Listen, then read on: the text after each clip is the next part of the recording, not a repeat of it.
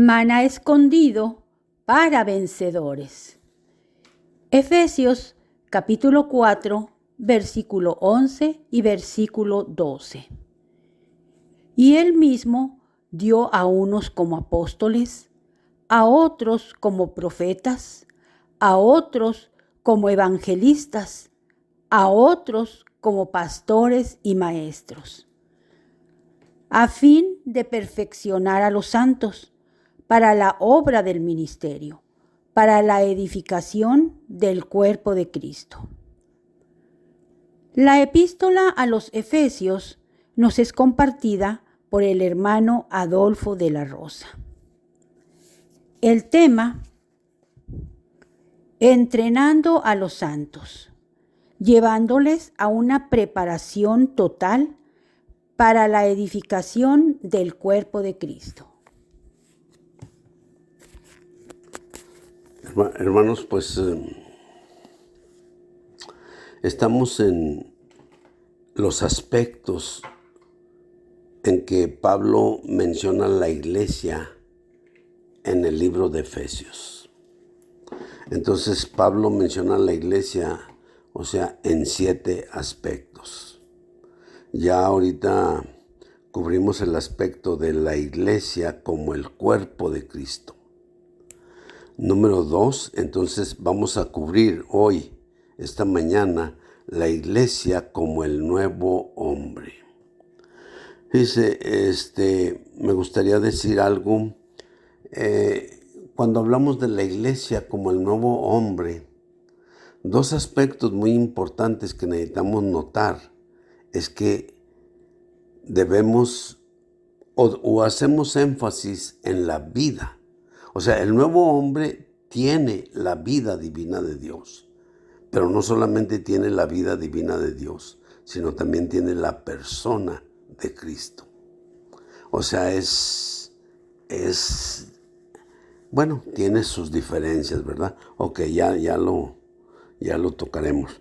Esta mañana me gustaría decirle, fíjense, la Biblia, haga de cuenta que, es un hecho que la Biblia es el plan de Dios con el hombre.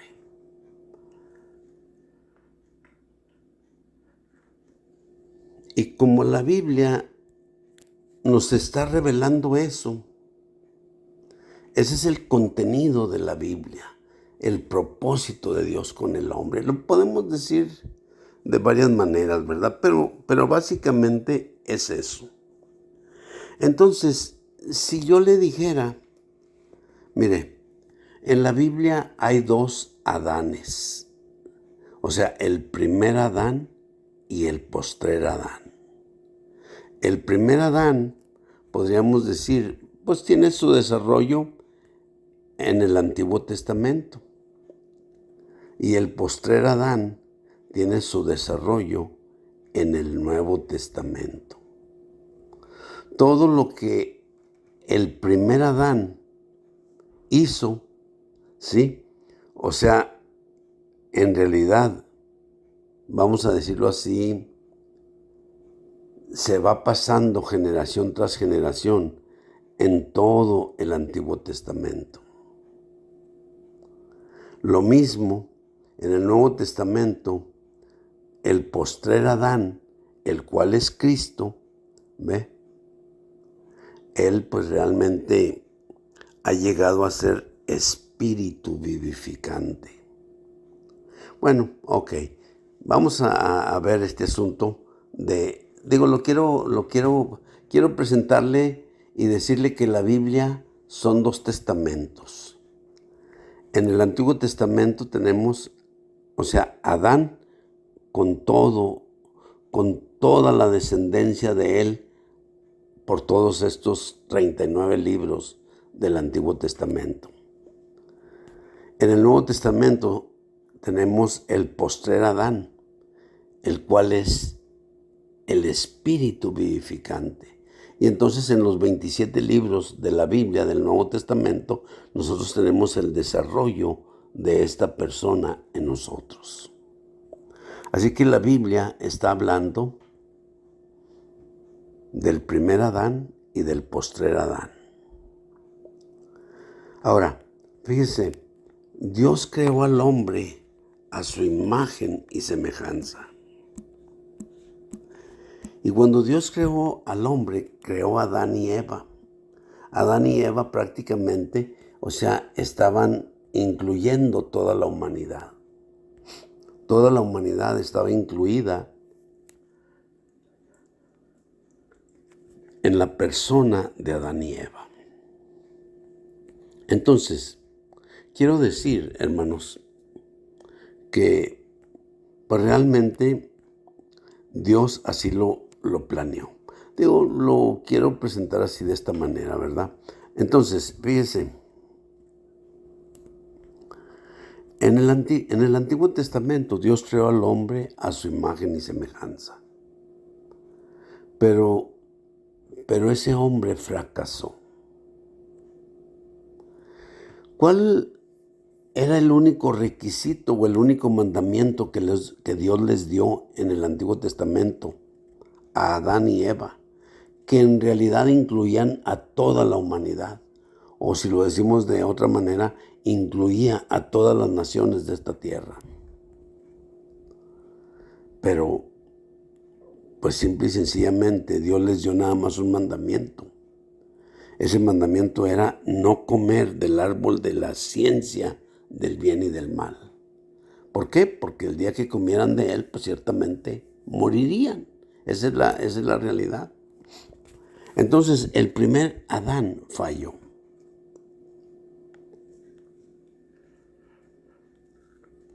Pero el postrer Adán, Cristo, llegó a ser espíritu vivificante. Cuando el primer Adán falló, ¿qué es lo que sucede? Bueno, lo que sucede, hermanos, es que pues el hombre se fue degradando. Podríamos decir, la primera caída de Adán, pues es la desobediencia, come del árbol de la ciencia del bien y del mal, y entonces, pues bueno, pues ya el camino al árbol de la vida es cerrado, y entonces, viene todas esas historias, ¿ve? De qué pasó, con todos los descendientes de Adán, después, cómo llegó Abraham, y luego, pues cómo vinieron también todos los descendientes de Abraham, de Isaac, de Jacob, ¿ve? Las 12 tribus de Israel. Y bueno, todas estas cosas que son mencionadas en el Antiguo Testamento. Pero en el Nuevo Testamento, nosotros ya tenemos, vamos a decirlo así, el hombre caído, ¿ve? Ahora estaba separado de Dios. Pero Dios no quería que el hombre caído estuviera separado así. Entonces ya Dios en ese entonces pues ya tenía, vamos a decir así, un pueblo en particular, sacado de entre todas las naciones de la tierra. ¿Por qué razón? Porque Dios llamó a Abraham. Y entonces de Abraham Dios empezó e hizo un pueblo escogido por Dios, ¿verdad? Para que lo expresara y para que lo representara. Básicamente, ese era lo que ese hombre tenía que hacer. Pero bueno, pues finalmente el hombre, fracaso tras fracaso, tras fracaso, tras fracaso. Entonces, Dios llama a Abraham y hace un pueblo particular, ¿verdad? Y entonces ya todas las naciones son llamadas los gentiles. Y nada más el pueblo de Israel, o los hijos de Abraham, o el pueblo que nace o que surge después de que Dios llama a Abraham. Entonces ese es el pueblo de Dios, el pueblo escogido de Dios.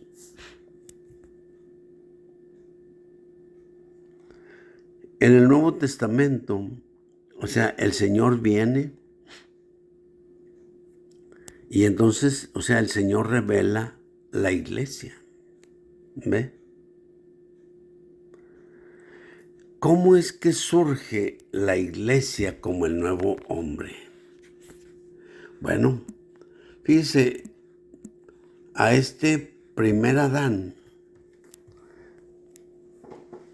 pues este primer Adán, básicamente, Dios le dio una ley, la ley de Dios, ¿sí?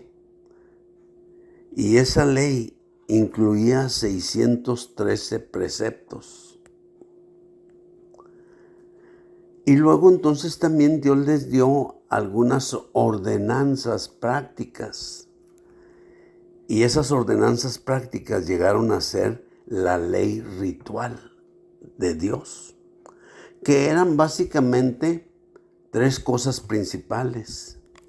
Número 1, o sea, si usted quiere decir la circuncisión. Número 2, guardar el sábado. Y número 3, la dieta de los judíos. O si ponemos primero, o sea, guardar el sábado. Número 2, la circuncisión. Y número 3, o sea, la dieta de los judíos. Entonces, a esos 3 aspectos se le llamó la ley de las ordenanzas rituales. Entonces, ¿qué quiero decir? Que eso hasta cierto punto hizo una separación, ¿ve?, del pueblo de Dios contra todas las demás naciones. En todas esas naciones pues estábamos incluidos usted y yo. Entonces, ¿qué quiero decir, hermanos? Que Jesús en la cruz, ¿qué es lo que hizo Él? Fíjese, en Efesios 2:14, déjeme se lo leo. Bueno, déjeme le leo desde el verso 12. Efesios capítulo 2, le voy a leer desde el versículo 12, 13 y luego 14 y 15.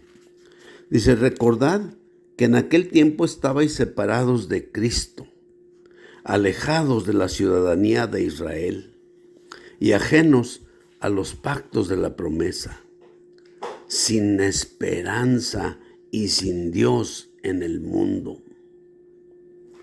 Pero ahora en Cristo Jesús, vosotros que en otro tiempo estabais lejos, habéis sido hechos cercanos por la sangre de Cristo. ¡Wow! Tremendo. Entonces, verso 14 es lo que me interesa, verso 15 también.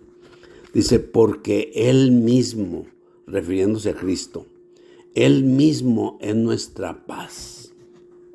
¿Sí?